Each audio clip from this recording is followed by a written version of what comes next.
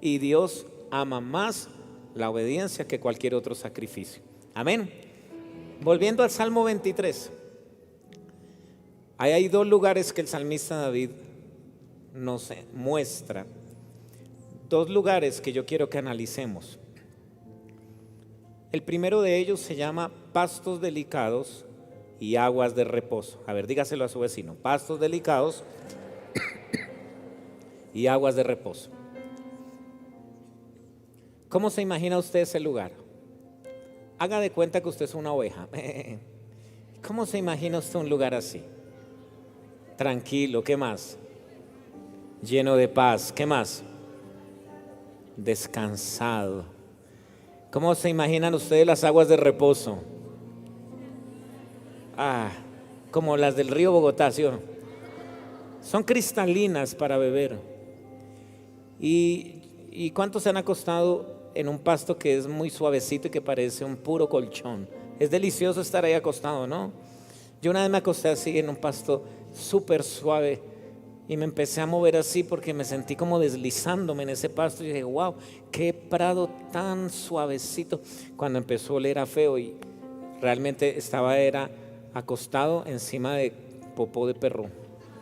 Con razón esto está así tan deslizante, este pasto. Puro pegote ahí, el pegote. Diga conmigo: pastos delicados y aguas de reposo. ¿A cuánto les gustaría estar en ese lugar? Pero el salmista habla de otro lugar que es completamente opuesto al que acabamos de hablar. ¿Cómo se llama ese otro lugar? Que está en el versículo 4. Valle de sombra de muerte. ¿Cómo se imagina usted el valle de sombra de muerte? Oscuro, miedoso, tenebroso, seco, árido, en el día excesivamente caluroso, en la noche excesivamente frío. Es un lugar donde usted quisiera estar. Vamos a ver cuántos están dormidos. ¿A cuántos les gustaría estar en ese valle? Digan amén. 3, 4 dormidos. ¿Sabe qué más hay en ese lugar? Animales depredadores. ¿Cómo cuáles? Leones. Hace poquito vimos con mi familia El Rey León, ahora con los animales reales, porque ya lo habíamos visto animado.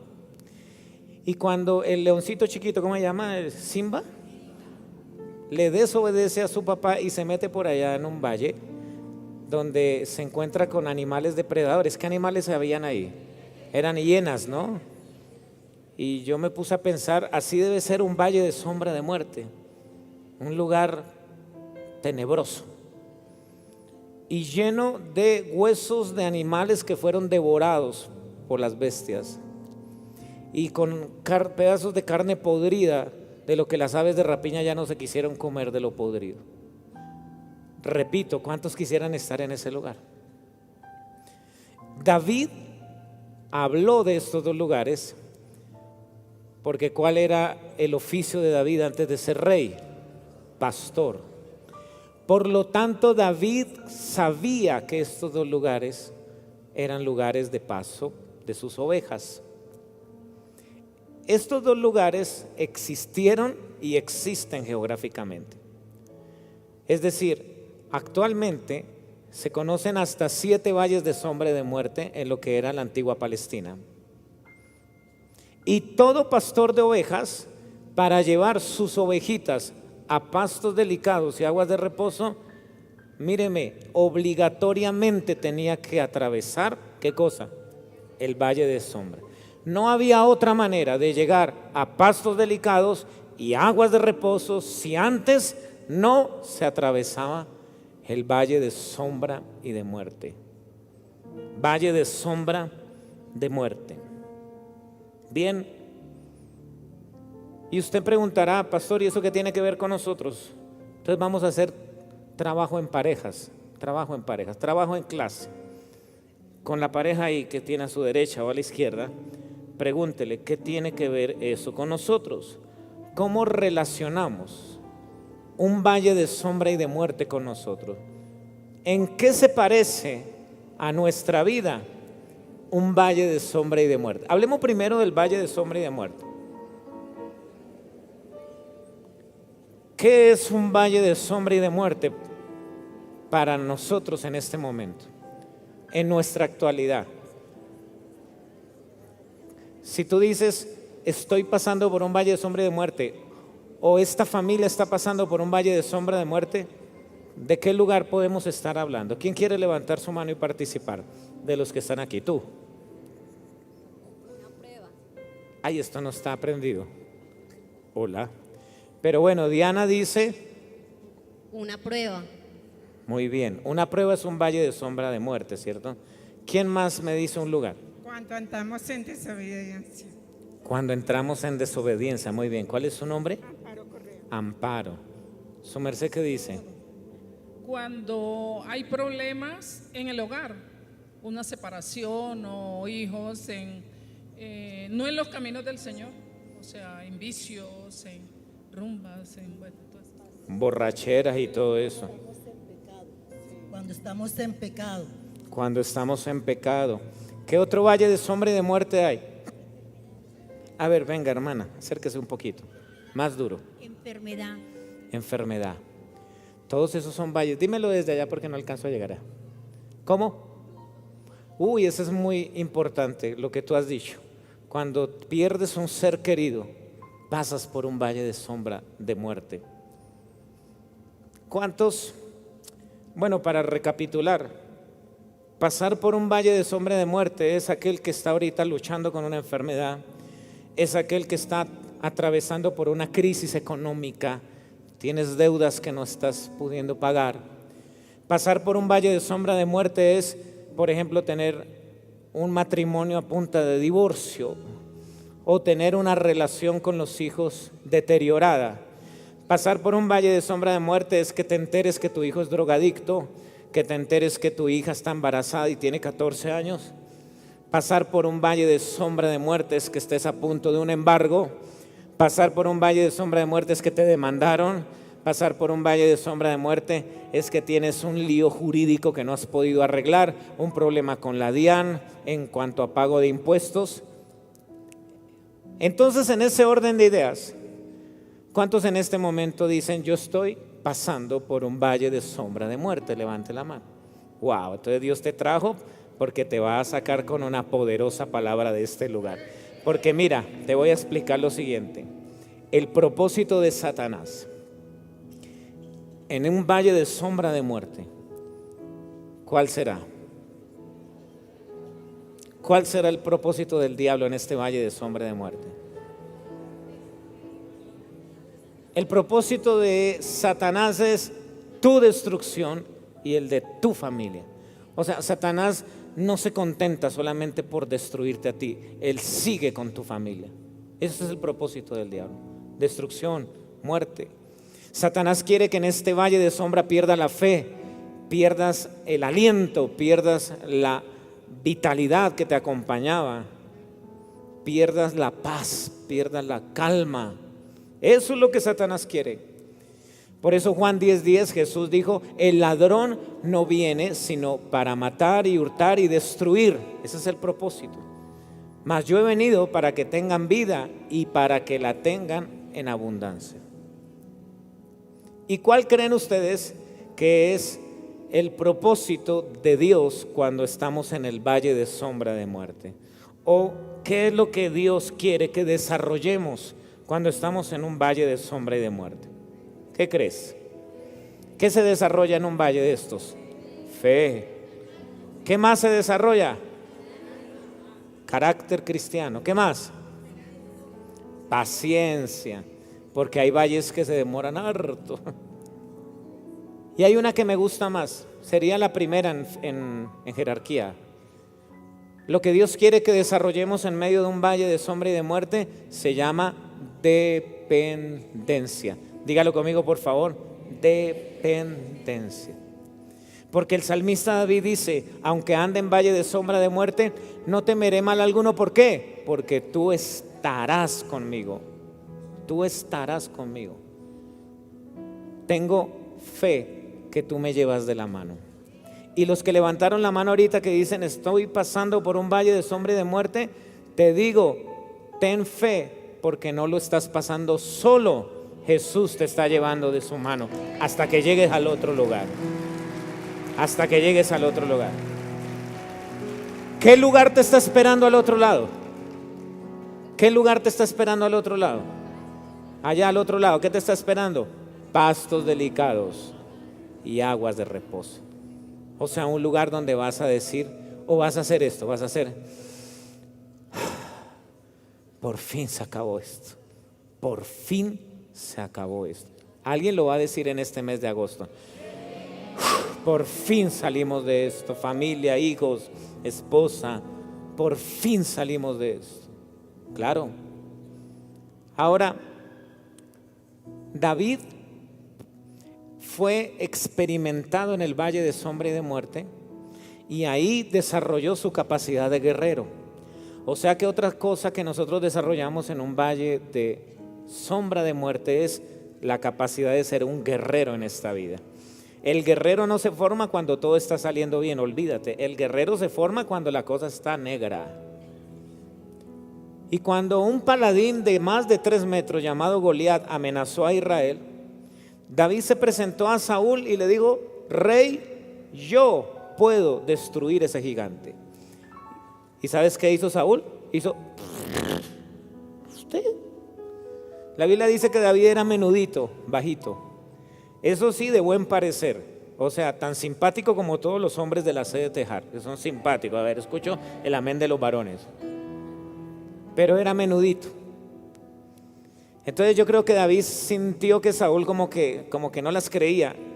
Entonces David sacó sus credenciales y le dijo a Saúl, tú no crees, ¿no? Pues te voy a sacar mi credencial para que no dudes de quién soy yo. Aquí tengo mi tarjeta. Y mi tarjeta dice que yo soy pastor de ovejas. Y cualquiera diría, pues ser pastor de ovejas, eso lo hace cualquiera, no tiene ciencia. Porque David estaba hablando o mostró su credencial que era pastor de ovejas experimentado. ¿En qué lugar? ¿En qué lugar? Valle de sombra de muerte. Pastor, ¿y cómo hace usted para saber eso? Porque el primer libro de Samuel dice que David le dijo a Saúl, yo soy pastor y cuando un oso o un león me agarra una de mis ovejas, pues a mí se me sale el carácter y yo agarro a ese león, le abro la quijada, le saco la oveja de los colmillos y luego cojo la quijada y se la abro. Imagínense esa escena. Ya, y deja al león ahí en el piso. Y dijo, no solamente dice león, dice oso. En los canales de Animal Planet y todo esto, he visto que cuando un oso se para en sus 2 patas traseras, la estatura con la que se levanta ese oso es impresionante, impresionante. Por lo tanto David dijo, un oso, Goliat, de pronto un poquito más alto Goliat, pero es lo mismo.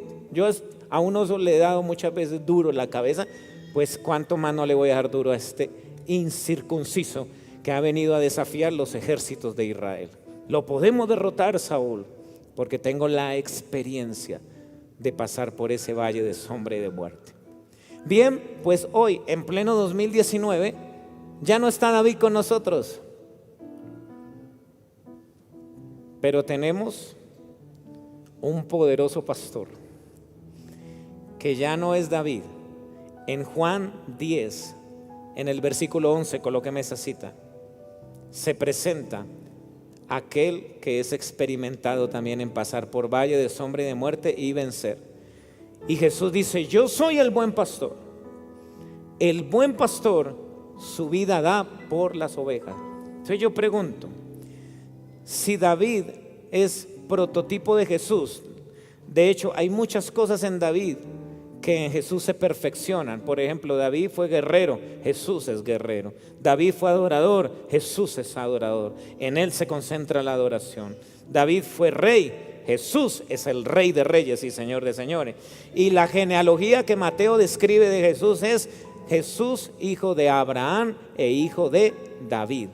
En otras palabras, en la genealogía nos quieren dar a entender que con Jesús las promesas de Abraham se cumplen y con Jesús el carácter de David se perfecciona.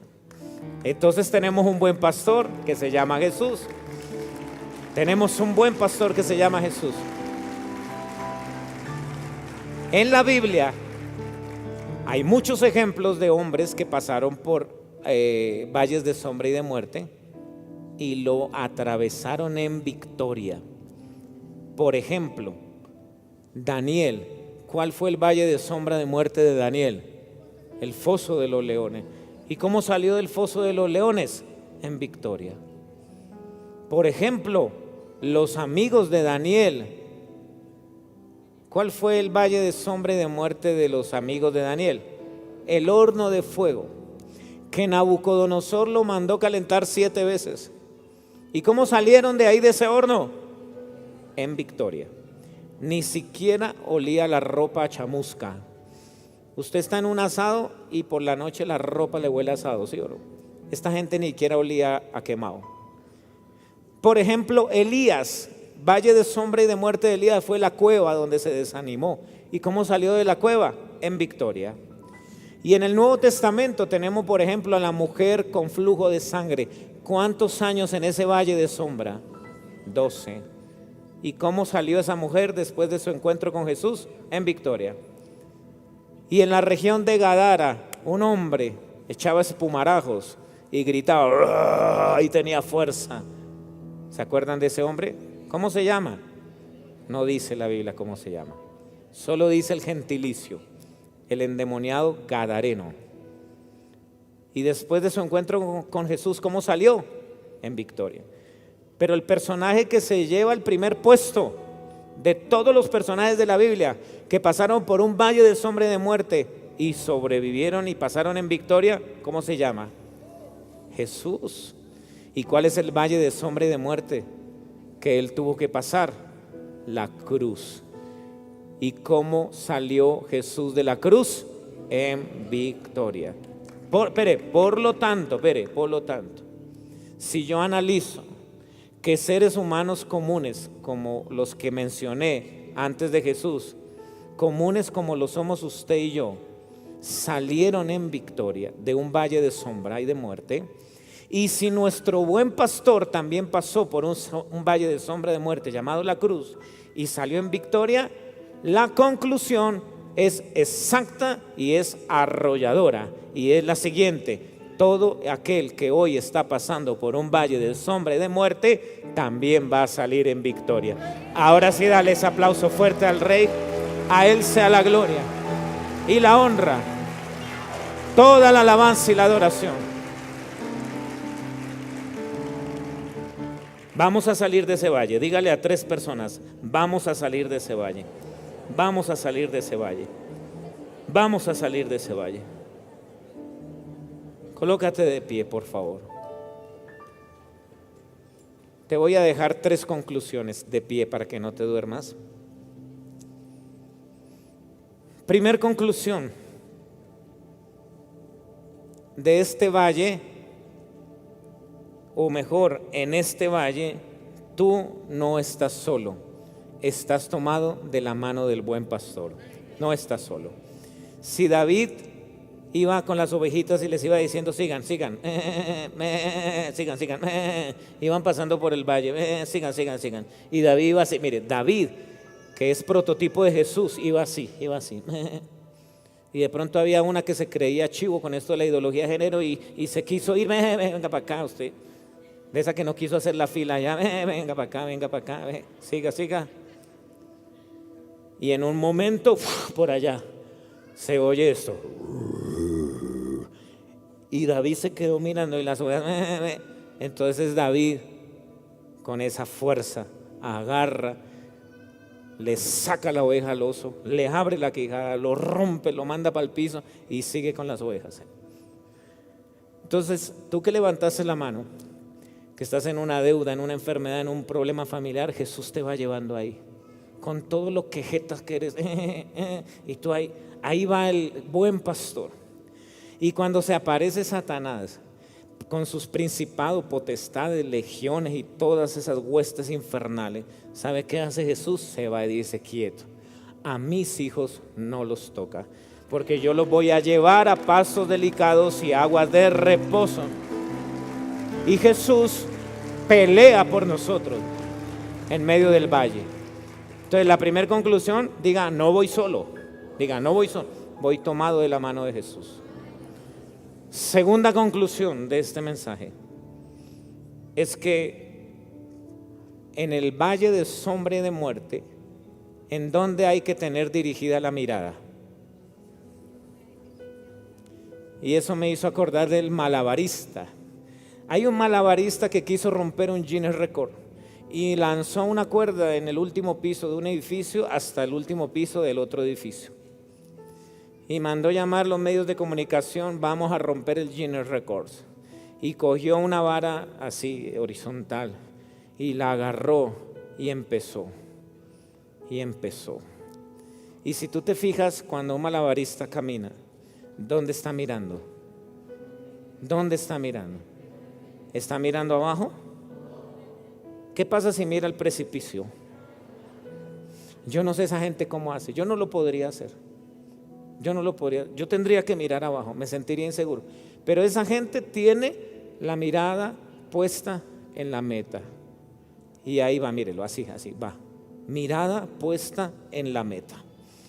Y este palito como que va para un lado y va para el otro, pero ahí va con la mirada puesta en la meta. Tú que levantaste tu mano, que estás pasando por un valle de sombra y de muerte, el diablo quiere que tú mires al precipicio.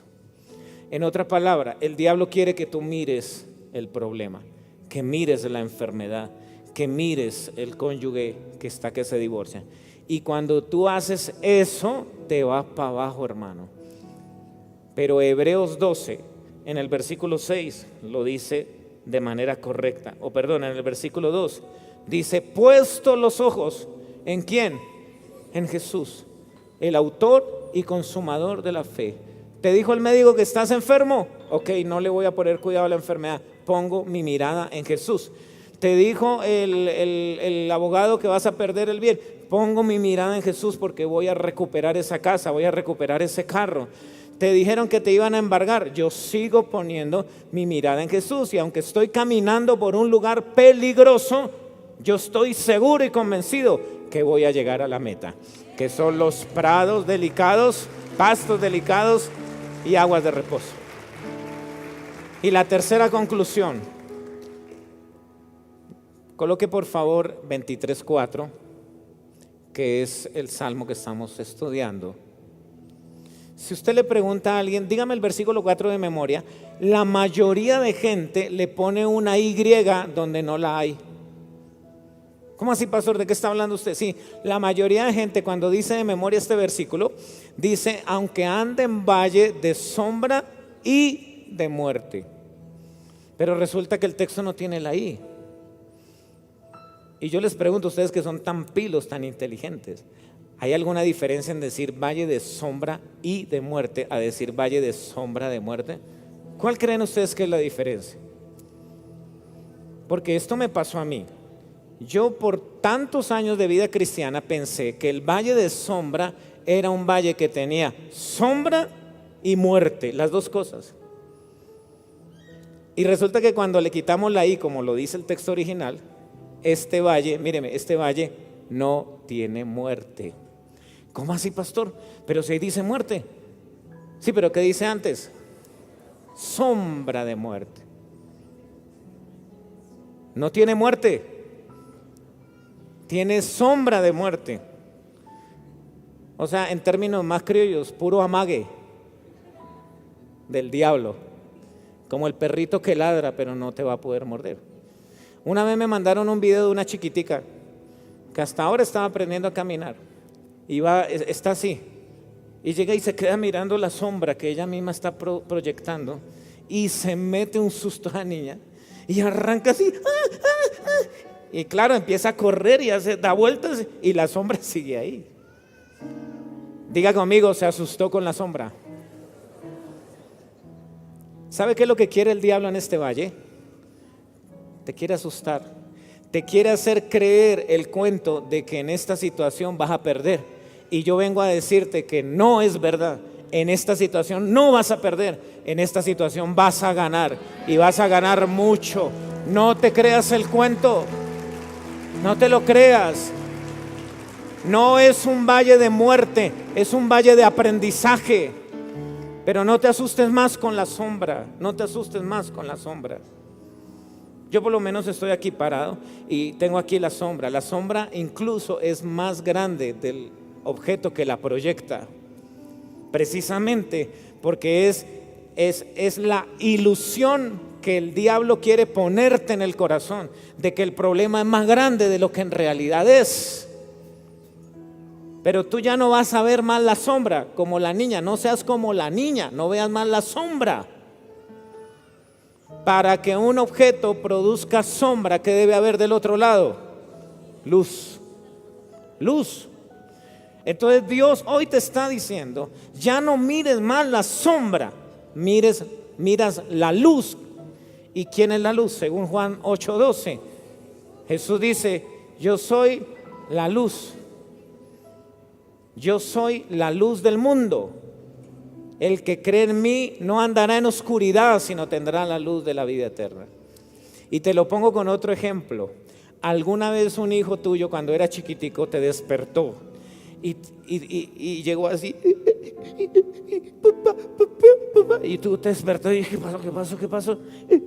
Es que hay una sombra, yo vi una sombra. ¿Y cuál es la reacción tuya como papá?